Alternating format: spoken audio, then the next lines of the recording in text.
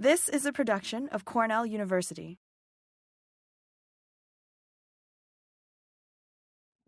Well, good afternoon, everybody, and thanks for the introductions, and really want to thank Steve and everybody else for being so nimble and converting this to a virtual event so I can do this from my own office. Of course, it would be great to see you all in person, but hopefully next year we can have the opportunity.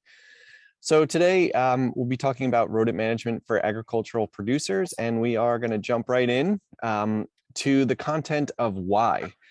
So if you're attending this talk today, I'm guessing that you have or have had a problem with rodents in the past. It's estimated that each year they cause millions of dollars in damage to agricultural production, and specifically with losses to crops. And they cause a variety of damage types, whether it's in a building or some type of facility where you're living or where your animals are being housed. So I'm just going to run through some of these and talk about why the need for control is so important. Rodents have a propensity to gnaw on wires. It's thought that wires mimic things like vines and twigs in their natural environments, and they think there may be insects or liquid that would come from those twigs and provide them nourishment. So you can see in this picture here, this is a wire that has been chewed by a rat, and that can lead to equipment failures if it's on a tractor or an engine of some type of machinery. If it's in a structure, it can actually lead to a fire. And in commercial buildings, it's estimated that 25% of fires of unknown origin are caused by rodents gnawing on wires in walls. So certainly there's structural damage that can occur from rodent damage. They'll also chew to access their resources, whether that's to find a harborage or nesting site, to access water, or to be closer to a food or heat source. And so in these two images that you see on the left here, let me see if I can get the little laser pointer. There we go.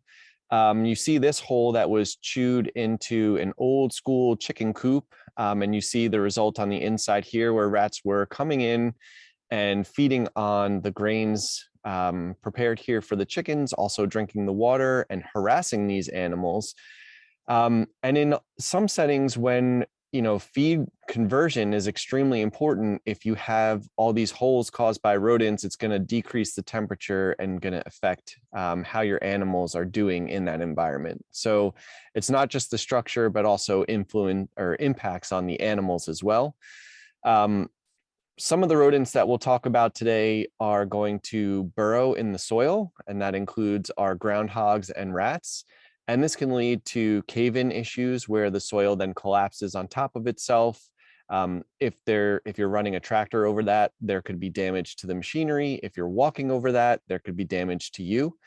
Predation, as we mentioned, small birds, eggs, and other animals may be bitten as well. So rats can be probing in their behavior. If they come upon a sleeping animal and think there may be a food source there, they may bite and cause issues and injury to those animals.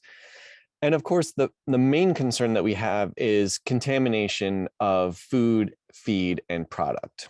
So this all translates to rodents being an extremely economic pest. When we think about the pathogens that rodents carry, there are two main ways that they are transmitting these to people. The first is direct transmission, and this occurs when there is, as you might assume, direct contact between the person, pet, or livestock and the rodent or the evidence they leave behind. So direct contact with feces and urine can actually lead to transmission of pathogens, as well as bites. So, I have these two images below to represent two common things that can occur with direct transmission. Here's a person holding dead rodents. Obviously, this is an older photo, but people capture and kill rodents all the time. They may not wear gloves when they do this. And especially this time of year when our hands are dry and cracked, there may be exposure to our blood system. And so that's one way that we can directly be exposed to rodent pathogens. If you've heard of hantavirus, this is a pathogen carried by the field mice, the white-footed mouse and deer mouse, and it's shed in their feces. When those feces dry, if someone comes in to clean them up by using a broom or brushing them, those virus particles can be aerosolized and breathed in through our nose, where they contact our mucous membranes, and that's how we're exposed to hantavirus. So just being around their evidence can cause us to have direct exposure to their pathogens. Indirect transmission occurs when there's some sort of vector or ectoparasite involved, and this includes fleas, ticks, lice, and mites. If you're actively managing rodents on your property and you kill a rat that has a flea on it, that flea is going to look for another host. And if it's carrying a pathogen, when it finds that other host, it can transmit it to you or your pets or livestock. So in general, there's a few circumstances where these risks of exposure are highest. And that would be if you're dealing with rodents in confined spaces like this attic space. These are all droppings up there. And if someone was to try and clean them out, they could potentially be exposed if they're not taking the proper precautions. Removing feces, handling carcasses, and handling traps that have been inundated with feces and urine. So, that's the phase of this presentation where I'm trying to scare you because I want you to take rodent issues seriously. It's not just, oh, that's a rat, that's a mouse. They could potentially be carrying pathogens that affect your health and the health of your pets and livestock. So because of the challenges that rodents represent and some really recent and important topics that Dan will cover, we wanted to find out more about how people and specifically farmers in New York State are managing rodent populations.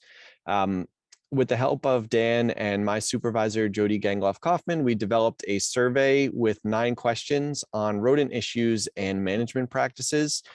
This was distributed by a number of folks at Cornell and local offices. And if anybody on the call today received this survey and filled it out, we certainly thank you for your participation. We had a total of 141 responses to a digital survey, and we have not received any paper versions back. So I'm just going to run through some of those results and queue up Dan to talk about some of the issues, and then we'll talk about a rodent. We'll go through a rodent management program. So when asked, which rodents have you ever seen the need to control anywhere on your farm? The number one pest that people identified was mice.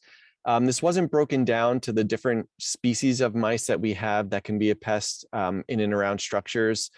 Here we have represented the field mouse or the deer mouse and white-footed mouse. We also have house mice, which are a different species. And so we're lumping all these critters together.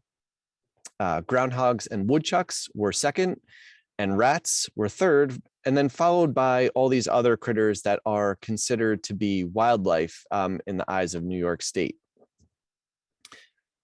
Rodents are considered a problem in crop production areas. So the highest response rate was for that location.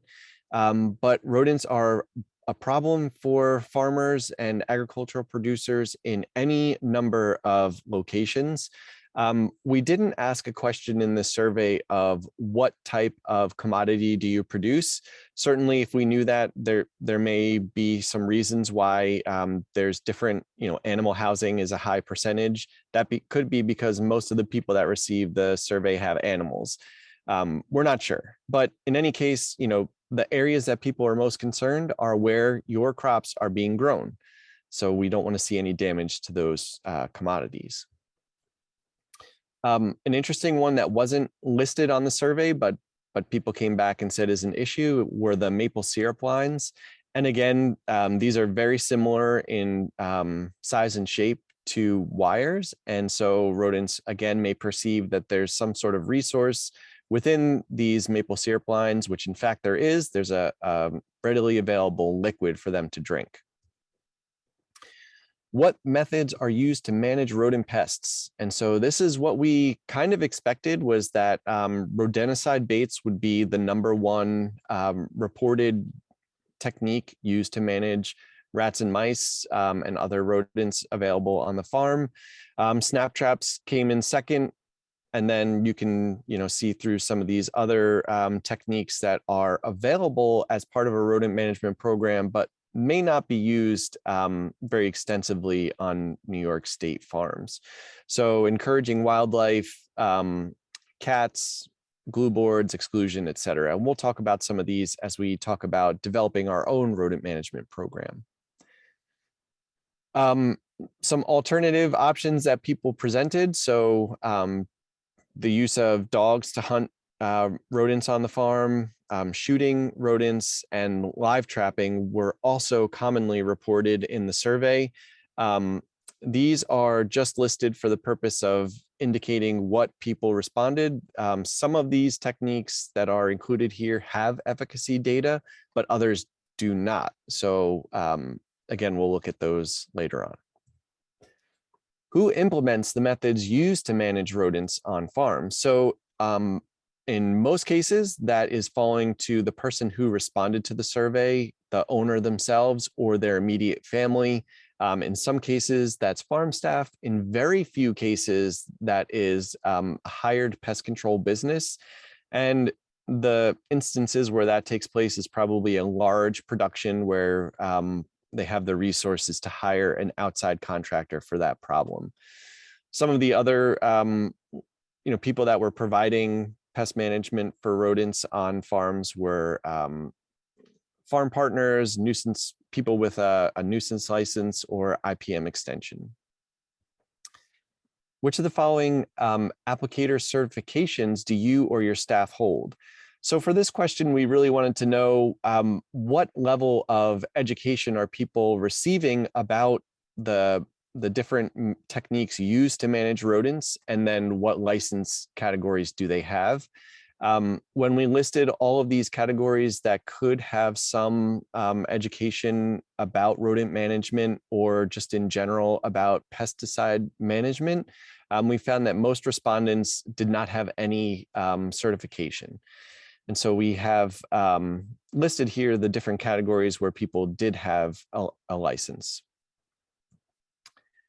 Have you or others on your farm received any training on rodent management?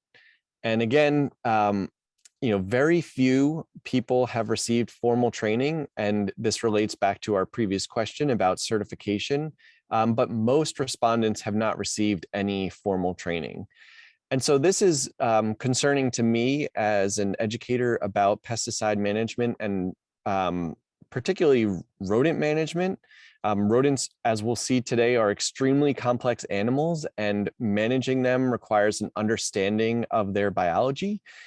If we go to the store, whether it's Tractor Supply or any other big box store, we can buy a huge variety of products with no education on how to use them. And so there's a good potential here that people are misusing products in their management of rodents. And so lastly, we asked what sources of information would you use to learn about rodent management? And the overwhelming or the highest response was for the internet. So people are searching online to find information about rodent management. And we know that there's a lot of misinformation available on the internet. When I give my pest identification seminars, I love pulling up a Google page and searching for a particular pest and seeing all the other things that come up. So things are miscategorized. There's information that hasn't been vetted. And so there's certainly concern when we see that the internet is the #1 resource for managing rodent pest problems. Some of these others are good sources. So county extension offices, that information is usually vetted. Cornell University faculty and programs might be vetted, but word of mouth and farm supply store, again, if you're not an expert in rodent management or pesticide use, you may not know the nuances of controlling that particular organism. So hopefully today we'll provide some insights. We did ask open-ended questions about biggest concerns, and a lot of these related to damage to product, physical damage, pathogens, and then the challenges of managing rodents with different restrictions. So if they have an organic production, or if the problem is coming from a neighbor, how is that problem managed? And then we asked for any additional questions that people may have about rodent management. And a lot of them were general questions about how to effectively manage those rodents. So again, that's kind of the reason why we wanted to bring this presentation today, is to get some of this general information out there and create new opportunities to reach the agricultural sector. When we ask for concerns that people may have about rodent management, these in particular really stood out to me because there was a continuum of topics from people want to manage rodents in non-lethal ways. So they want to not harm them in ways that are unethical, all the way to people wanting to use the most effective and most dangerous poison possible to managing rodents on the farm. So there's a continuum here, and really highlights an opportunity for us to deliver effective education and outreach. So just in summary, and then I'll turn it over to Dan. Rodent management on New York farms is a problem because rodents are found in areas of production, of storage, and other locations where product is damaged. Farmers and owners are the ones that perform rodent management 76% of the time. 60% of farmers are using rodenticides to manage pests. 56 do not have any sort of applicator license, and 89% indicate that they have not received training on rodent control. So with that, I will mute and turn it over to Dan. Okay, thanks, Matt. So just as you pointed out, the frequency of rodent problems on farms, the potential damage they can cause, and the lack of formal training in the ag community, all point to a need for the outreach Matt and I are trying to generate today. The big question is, why now? Why did we want to get this on the agenda this year? So next, Matt. And what we found is recent reports show that 80 to 100% of raptors, birds of prey, brought to wildlife disease experts show traces of rodenticides in their systems, often being the cause of death. And this has been an ongoing problem with birds of prey as well as mammals that prey on rodents. Next.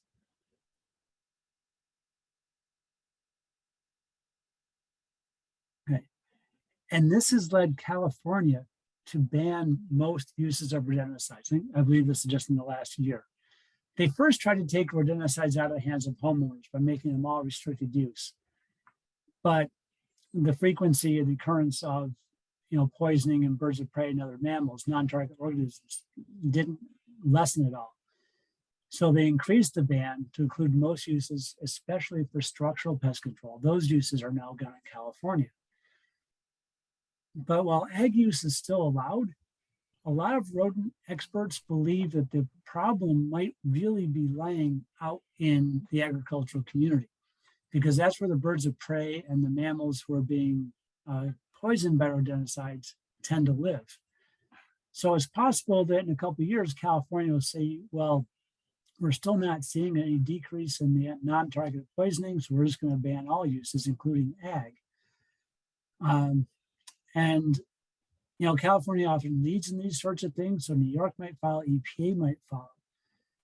And so we want to get the outreach and training out to you to prevent two problems. One is, prevent non-target poisoning, and the other is to prevent the loss of these tools. If you need them to control rodents on your farm, you want them to still be available.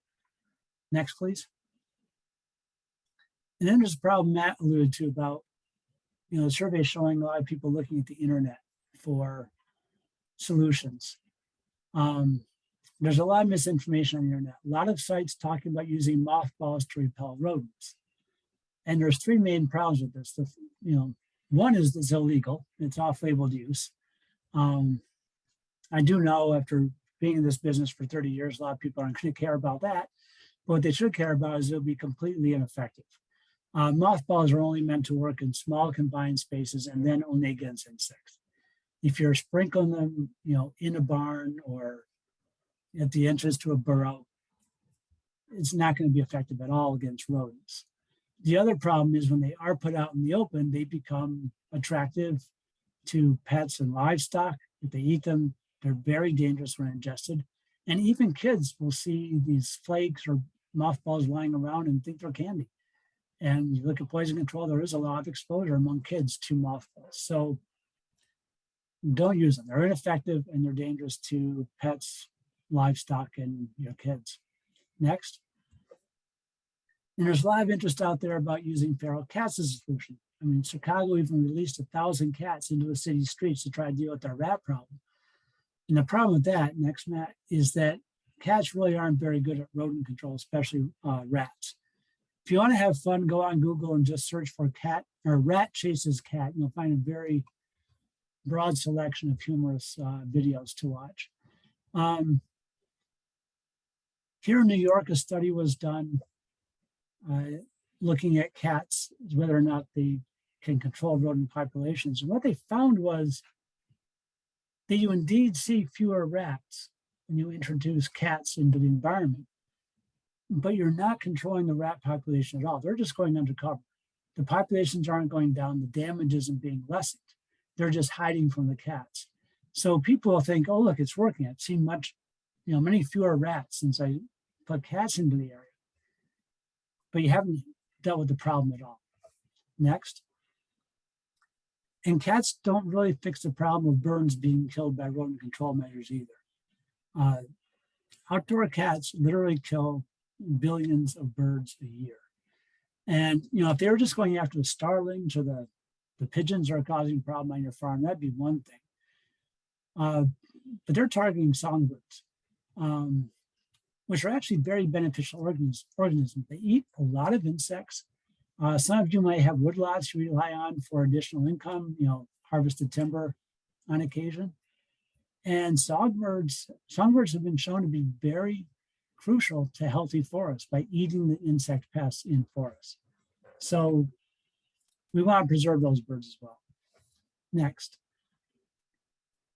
So with all these concerns and things Matt has talked about and pending legislation that could happen, we want to provide outreach to provide you with science-based information on how to reduce the impact of rodents, both with respect to your ag productivity and finances, but also protect you and farm animals from disease that rodents can carry.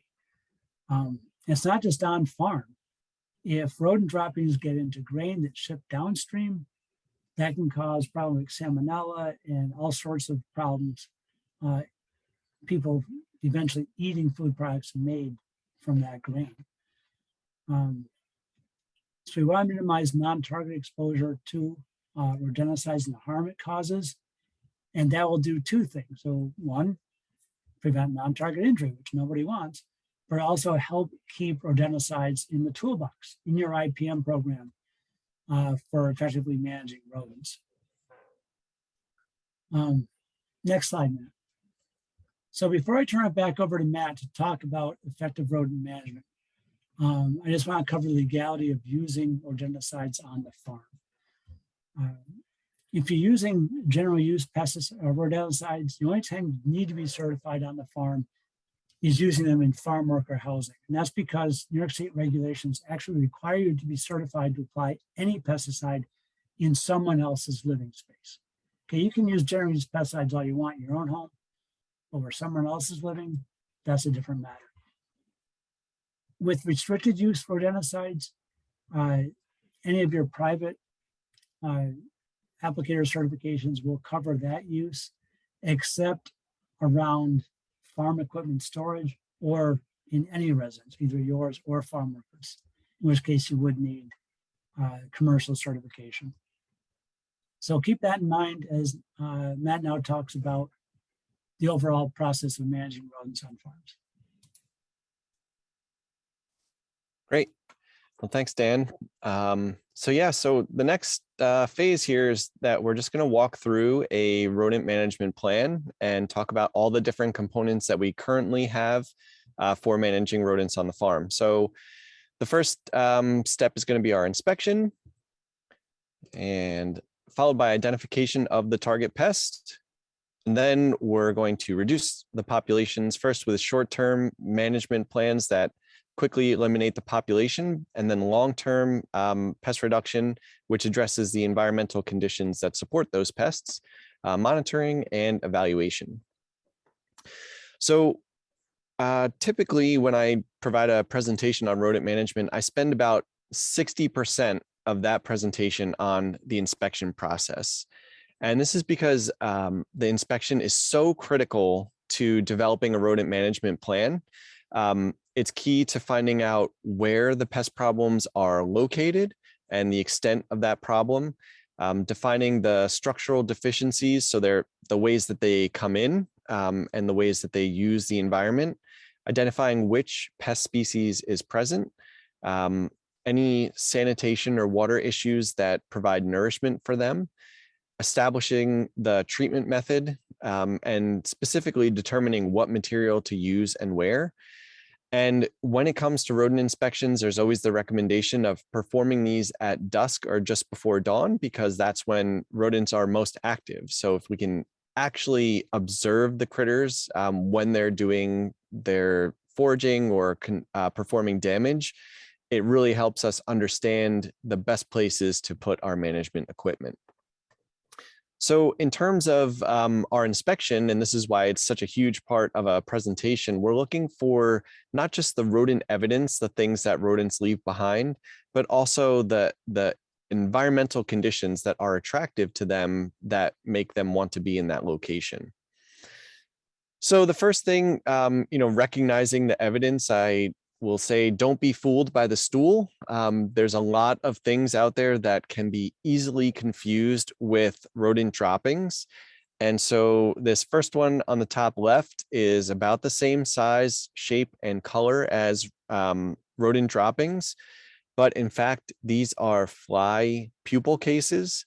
If you've ever killed a rodent with a rodenticide, and that rodent is in an inaccessible location, you would have noticed that from the smell.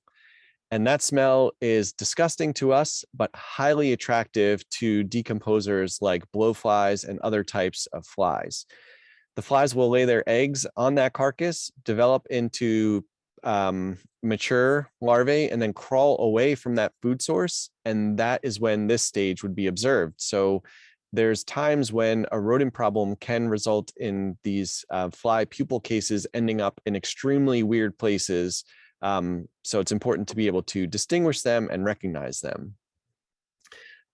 Rodent poop is distinguished from other types of droppings that could be found by having a pointed end and then also hair mixed in.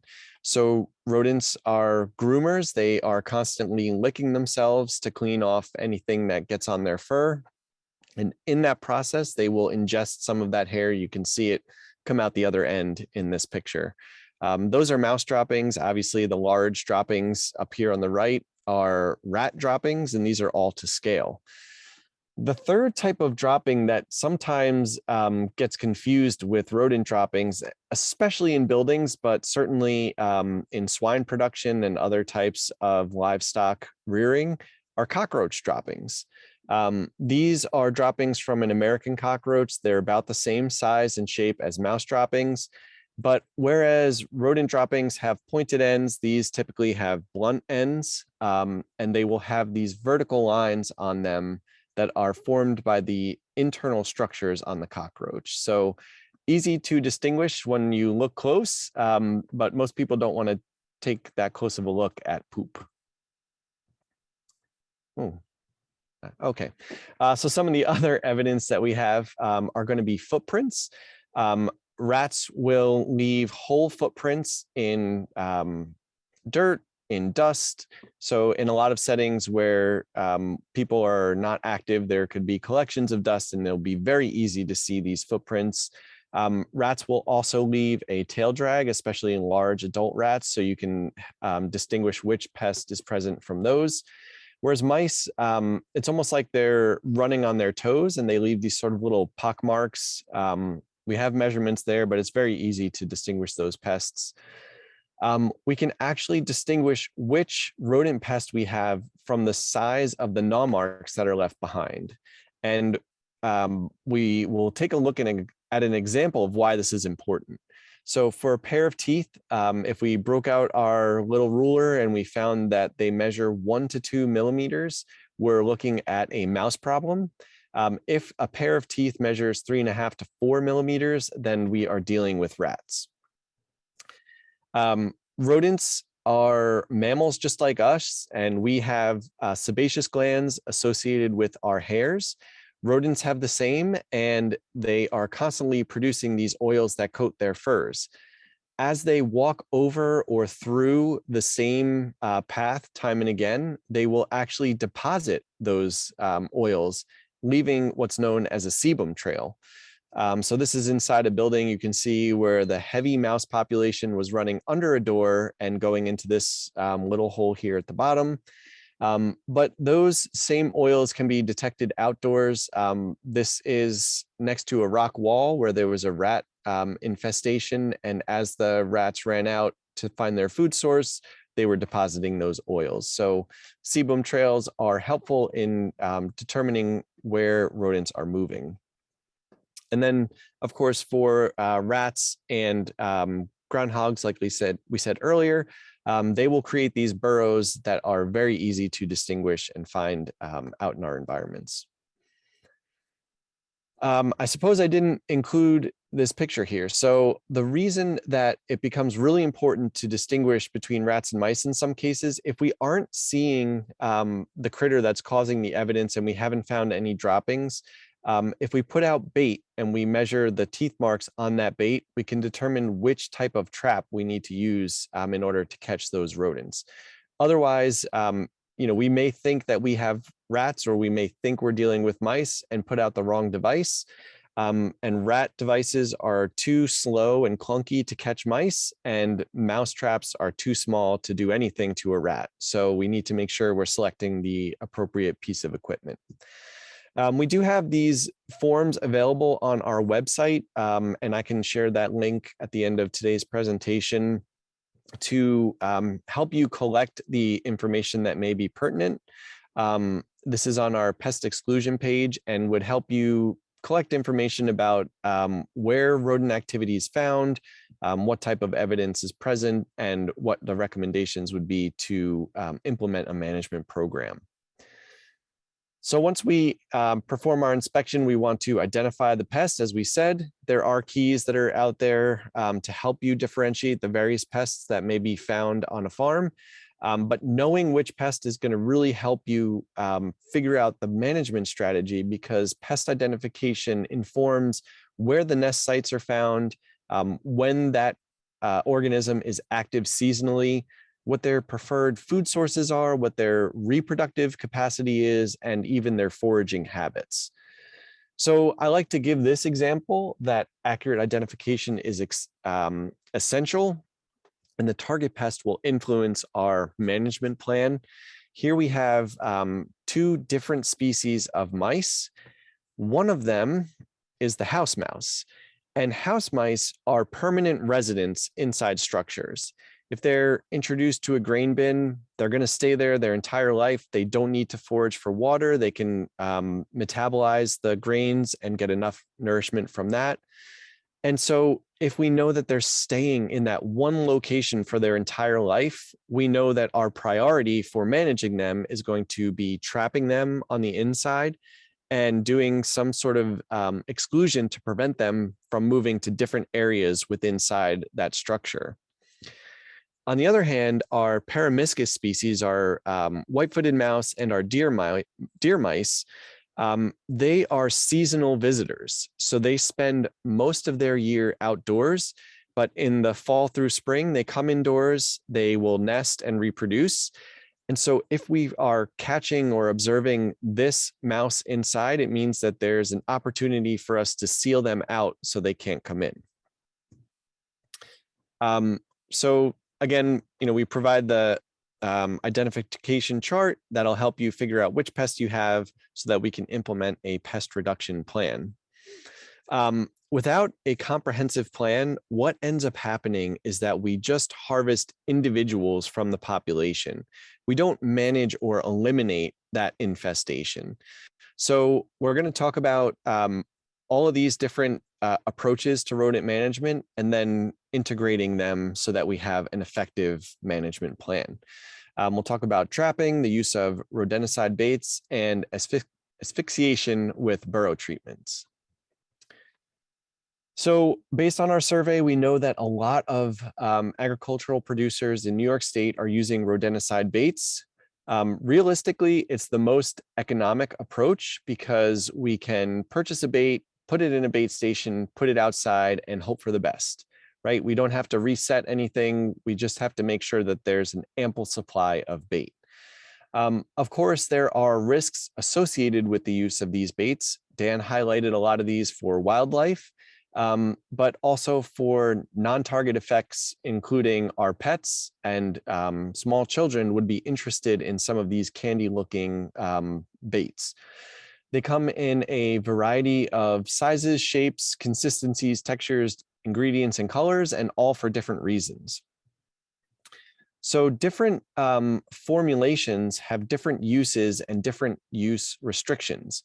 So even if you are buying contract block, which is a very common bait used in a lot of different settings, there's pelletized bait, there's block baits, there's soft bait packets, and each of these can be used in different ways, requiring that we look very closely at the label. So pelletized baits, for example, can be put into a burrow, but if those pelletized baits are purchased in these place packs, you cannot open that place pack and put it in the burrow. That's a restriction on the label, and so we have to follow that to make sure that we are using these products safely.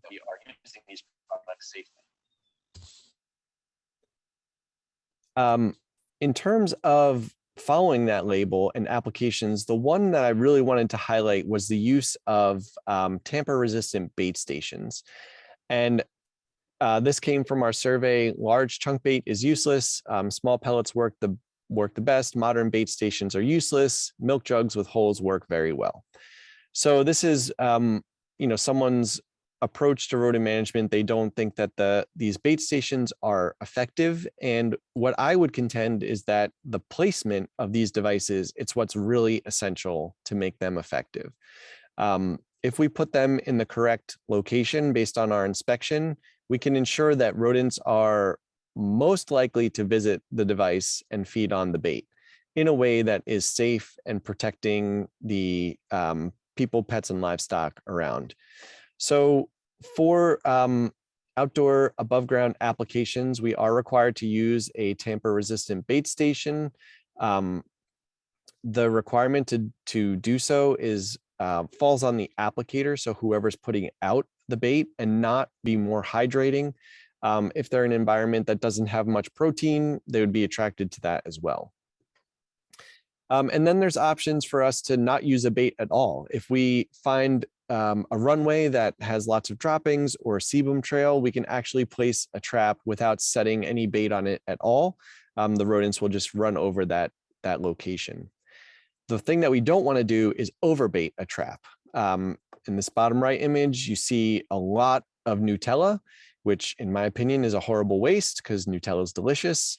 And if we put too much bait on that paddle, it actually reduces the efficacy of that trap.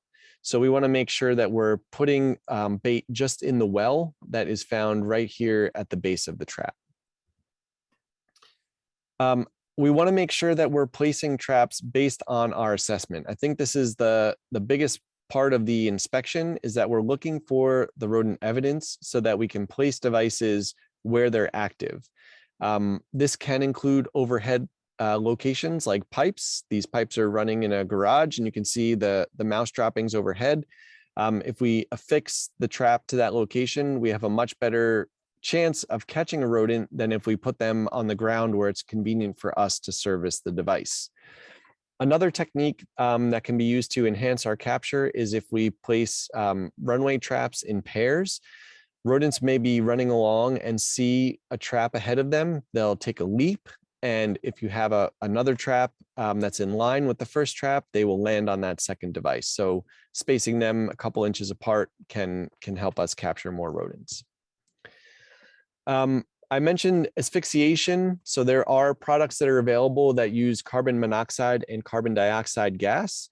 Rat ice is one product that is registered and uses carbon dioxide gas. It's a little bit difficult to get this product in areas outside of metropolitan locations.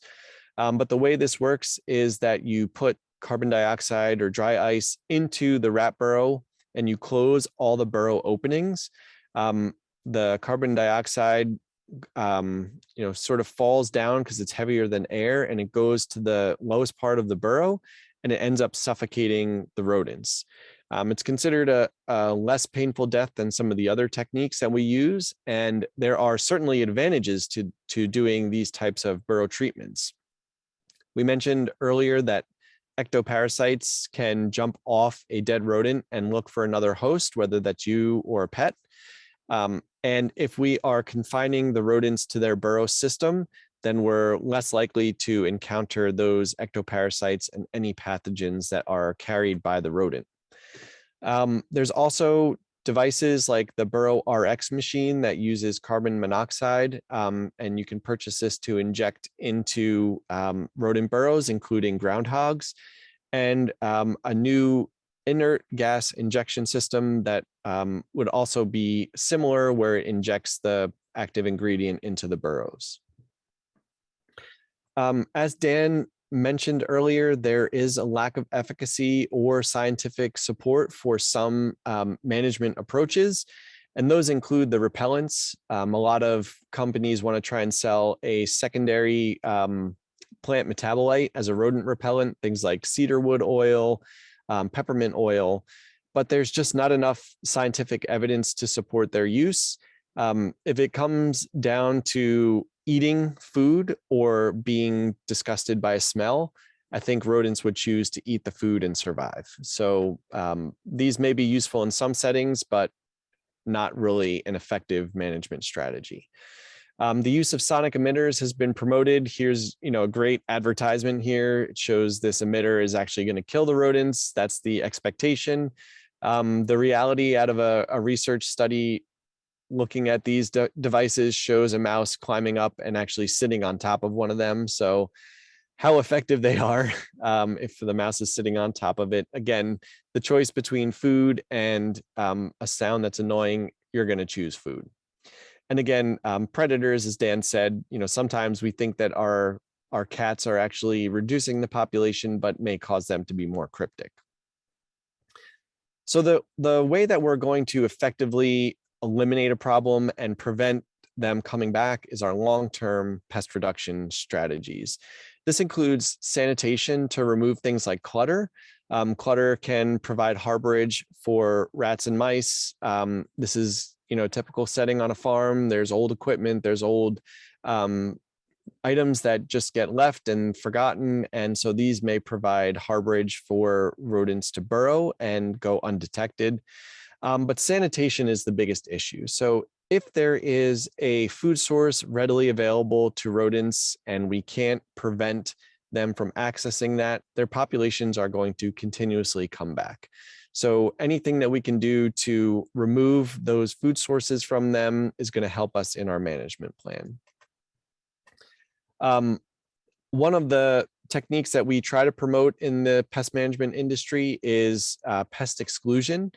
The philosophy here is, why let them enter your facility and hopefully trap them with a trap or have them feed on a bait station when we could just seal them out. So we have some resources on our website that I'll share about pest exclusion and the different materials that are available to keep pests out of structures. When we are thinking about exclusion, it really comes down to the opening size that permits the different pests. We're not going to see something like a groundhog come inside, but we will certainly see mice and rats, and they enter through openings that permit their skull. So for mice, if a gap under a door is 1/4 of an inch, they can fit their skull and then wiggle the rest of their body underneath. Their skull is a little bit wider than it is tall. And so for a mouse to get into a round opening or a vertical opening, it has to be at least 3/8 of an inch wide. And for rats, obviously they're bigger animals, so you can see the larger sizes for a gap and opening.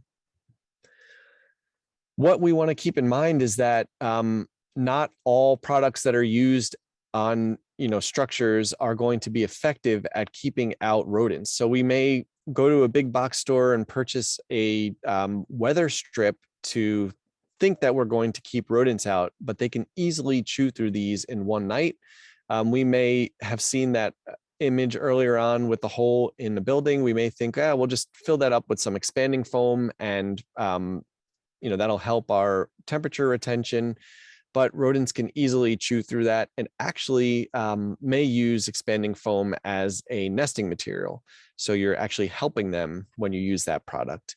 So we want to make sure that the materials we select for pest exclusion are pest proof. So some of those recommendations are here. If the opening is 1 inch or less, we might want to consider metal mesh fibers.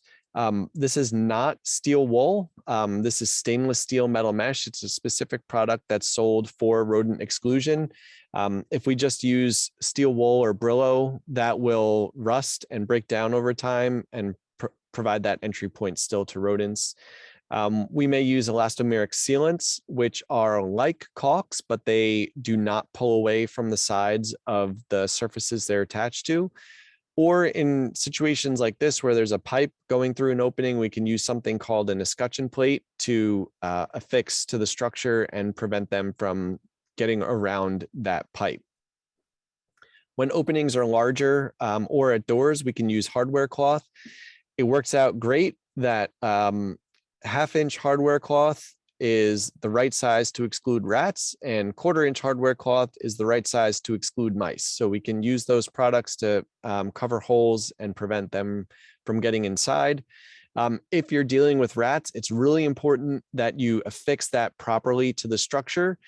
Just stapling it on or even just using a screw is not effective. We need screws and washers to really hold it down, because rats, if they get an edge, they can pull off that hardware cloth. Of course, we have rodent-proof door sweeps that are available. And then if those openings are larger than 4 inches, we need to do some real construction, whether it's masonry work, sheet metal bending, or carpentry. Rodents can easily burrow under structures. And so one of the things that we can consider is a vegetation-free zone, where we're just putting a layer of 1 inch diameter stone that is not impervious to rodents, but they're less likely to burrow into that substrate. And monitoring. So we want to track our pest populations over time to make sure that we are having an impact on their numbers. This can be done with trap capture or looking at those active rodent signs over time. Are there fewer droppings? Are there no activity in terms of new sebum trails and things like that? One way to do this for rats is to look at their burrows and either collapse them, just step on them, or fill them with something. If they are opened up again, we know that they remain active, and so we need to continue our management approach. And then finally, we want to evaluate our program to determine if we've been effective. Did we achieve our goals of reducing the population, and how can we improve our rodent management program? We want to keep in mind that rodent problems are unique depending on your particular situation. And so because they're unique, they often require unique solutions to address their populations. So as I mentioned, we have a number of resources on our website, the New York State IPM program. I will share some of these links in the chat before we leave today, but we have a rats and mouse page, and we also have a pest exclusion page that has a really good section on the right-hand side here about material selection to help you figure out which products are going to be effective at preventing rats and mice from getting into your structures. We also have a YouTube playlist that's all about rodents, and this includes a couple videos on setting traps effectively and what types of traps to use. And if you just are interested in rodents in general, we have a whole Flickr gallery of rodent problems, especially in more urban settings. And with that, if there are any questions, I'm happy to take them at this time. Thank you for your attention. I wanted to mention too that on March 23rd, there'll be a rodent and wildlife management on the farm session hosted by the Eastern Horticultural and Agriculture Cooperative Extension Group. So I'll put that link in the chat if you're interested in registering for that as well. We have a question on a link. Can you put in a link to the YouTube videos? Yes, so I'm going to put in a whole slew of links here. Hopefully it's not overwhelming. They're all labeled. The YouTube one is towards the bottom. How many cases of hantavirus are there in the state? Is this virus prevalent around here? Good question. So I would have to look up the statistics on hantavirus prevalence. It is definitely found in New York State. There have been, within the last couple years, I know of several cases on Long Island. So you may not even think about more suburban areas as having hantavirus issues, but there have been cases, fatal cases of hantavirus, pulmonary syndrome on Long Island. So it is present in New York State. It is much more prevalent in the Western United States, but it is here. Okay. Okay, there's a question about actually bird exclusion from rafters in the barn. Yeah, bird exclusion is a whole separate field. They have different and really kind of cool products that they use, from netting to keep, across below the rafters to keep them from even going up there. They have spikes and shock tracks and gels and all kind of products that would be used to prevent access to the area and also deter them from landing and roosting on that area. We don't have any resources available on that topic on our website, but certainly if you wanted to reach out to me, I can get you some of those resources. Okay. I might put a couple of companies that I'm aware of in the chat just so people can see it. And then Kara's question was curious about rodenticides that reduce risk of secondary poisoning or are OMRI listed? Yes, so I believe the only active ingredient that is OMRI listed is the cholecalciferol, and that's a rodenticide made of vitamin D.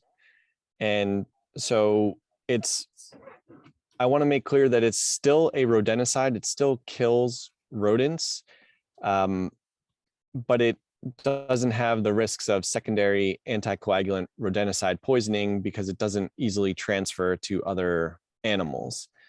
So there are products that are less likely to have impacts on wildlife, but they're still rodenticides and they still, target mammals, so they can have impacts if directly ingested by other organisms.